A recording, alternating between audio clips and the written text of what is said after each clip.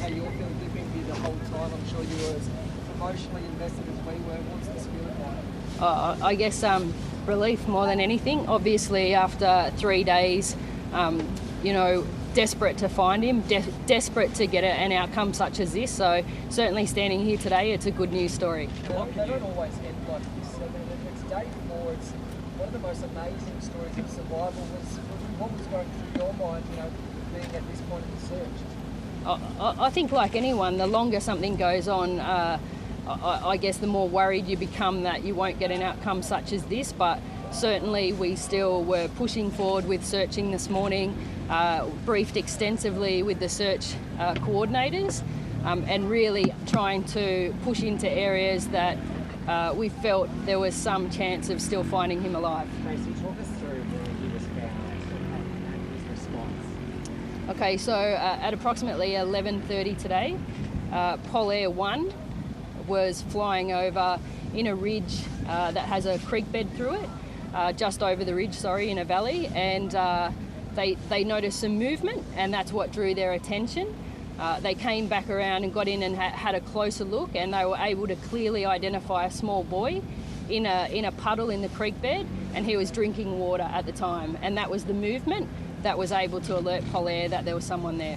That's quite remarkable that he was so close to water and survived. I think so close to water is potentially what gave him that opportunity to survive. Certainly experts that we've consulted, if he had access to water, he was always going to be able to survive for a longer period of time, with dehydration being the biggest issue. So the fact that he'd obviously got himself and found some water and was able to access that, was clearly drinking it, is obviously something which assisted in his surviving.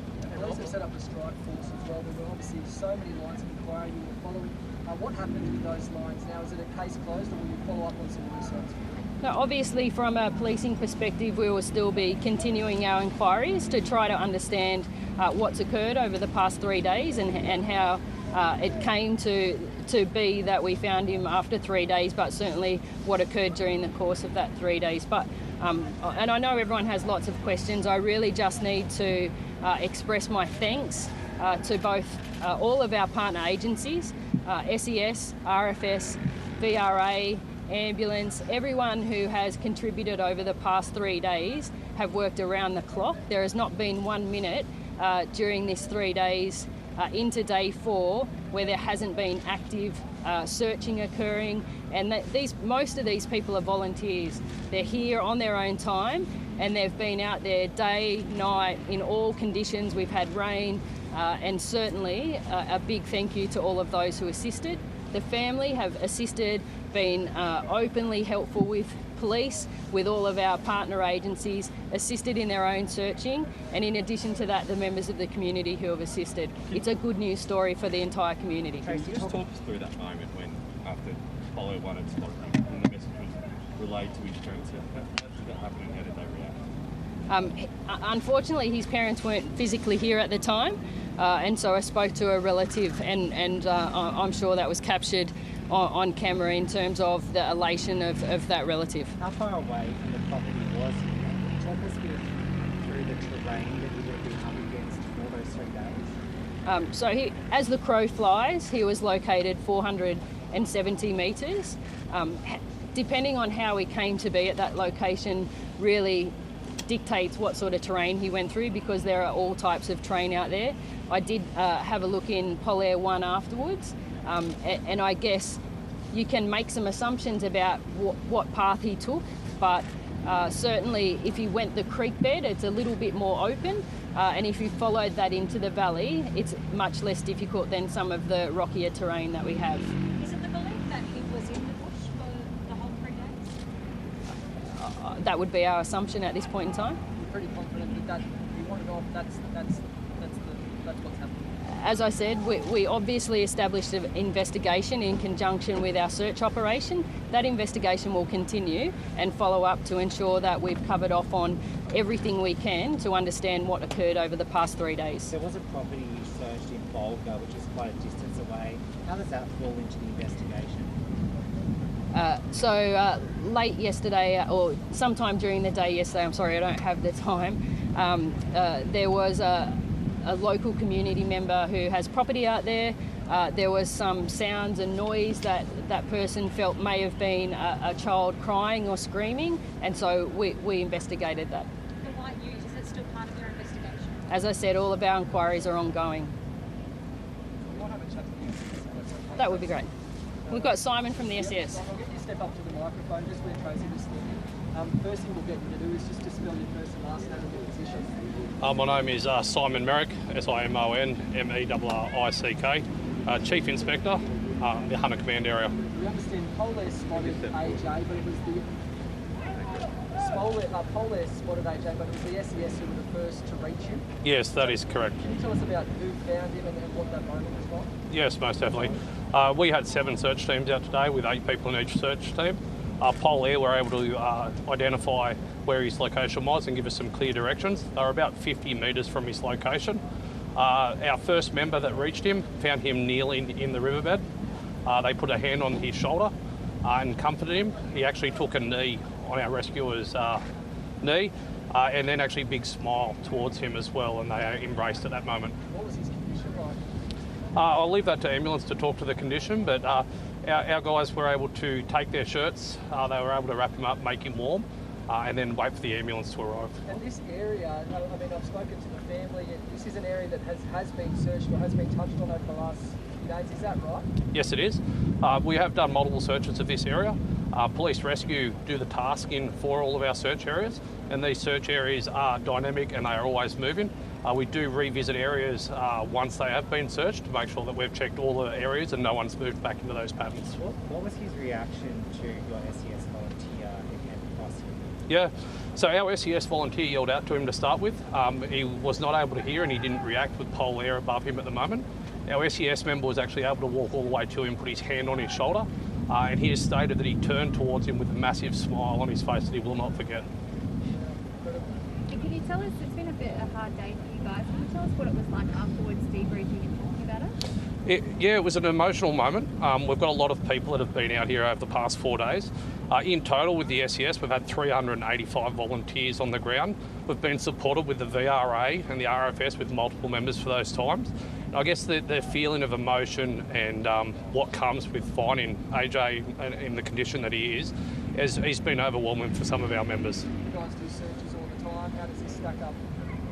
Yeah, we do searches all the time. We also had people from Bush Search and Rescue here as part of the SES that were assisting with us. This search has got difficult terrain. Our training prepares us for this. And we had some really good defined search areas that were given to us by New South Wales Police, which made the search a lot easier. We do carry GPSs when we do the search, and we come back to the police and we actually overlay those GPS coordinates to make sure that we're covering those work areas. And given what you know about that terrain, how remarkable is it that a 3-year-old boy can survive 3 days in amongst that? Once again, I'd like to pass that to New South Wales Ambulance, if that's okay. We might speak to the ambulance if that's okay. No worries, thank you. Jerry, if you want to step up for us. Jerry, G-E-R-R-Y, Pike, P-Y-K-E. What was AJ's condition like? Little AJ's condition was quite remarkable, actually. It's probably inherent that he's a bit of a survivor. By the time I'd got to him, the SES had done a wonderful job at sort of winning over his spirits. He had some lacerations on his lower legs.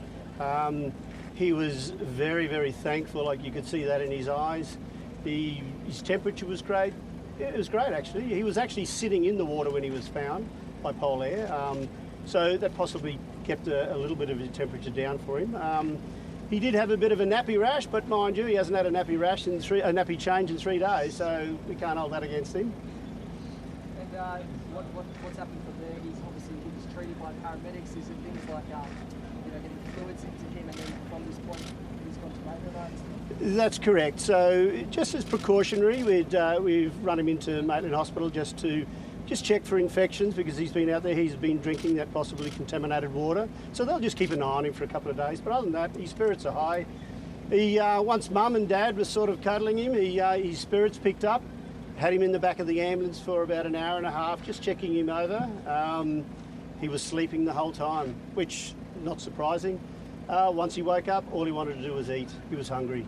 Yeah, and he got stuck into about 3 slices of pizza and a banana, so he's pretty good. Will he spend the night in hospital?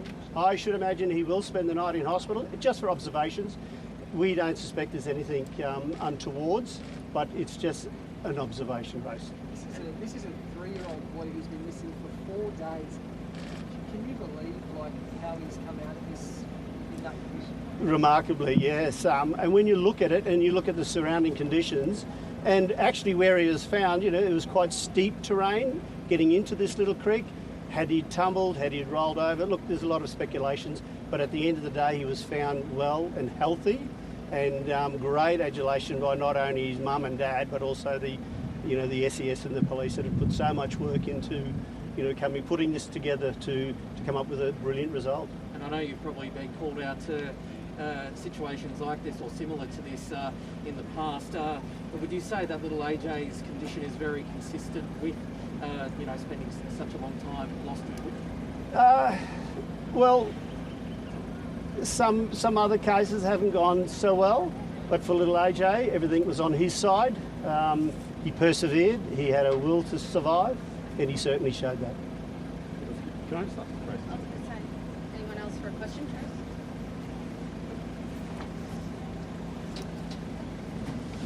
Thanks. So there's been some talk around today around CCTV cameras potentially being damaged and footage going missing over that period when you probably would have wanted to have it. Do you have any idea what's happened there? No, I don't understand what has happened with some footage. However, it's subsequently part of our inquiry still. Tracy, is it a bit strange that someone has a CCTV camera on a remote property here? Not at all. We have rural property owners. We encourage them to have CCTV, particularly movement-censored CCTV in these areas, isolated areas. It's easy for people, I guess, to access the area without too many neighbours noticing. We actually, as part of our rural crime strategy, will encourage people to have CCTV.